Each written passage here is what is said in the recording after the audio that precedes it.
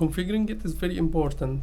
It personalizes your Git environment, ensures your commits have the correct author information, and setting the correct configuration at the beginning saves you from a lot of headaches that can happen during the development process.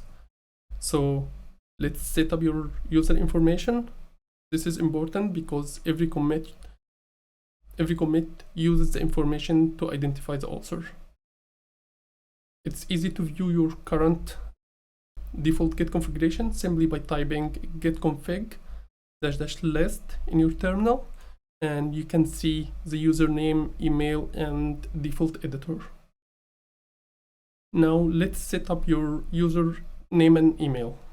So type git config global user.name, then type your name, and this name will appear in all your commits.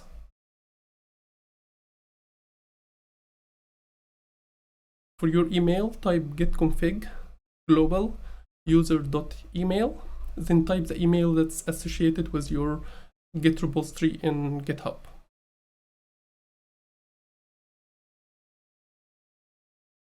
Next, let's configure the default text editor for Git.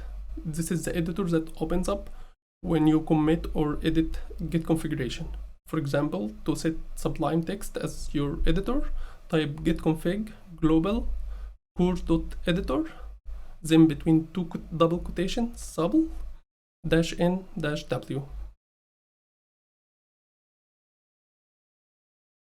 If you insert the whole path to where Sublime is installed, make sure that the path is correct for your system and use // or double backslashes in the path.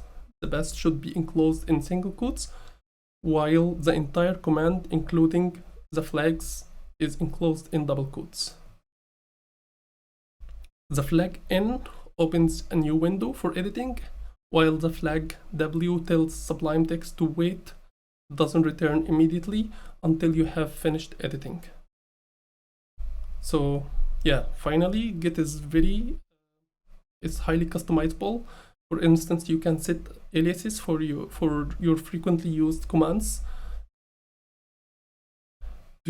or set up Git to use a specific merge tool. However, this advanced settings is not in this video, but I might create another video for that.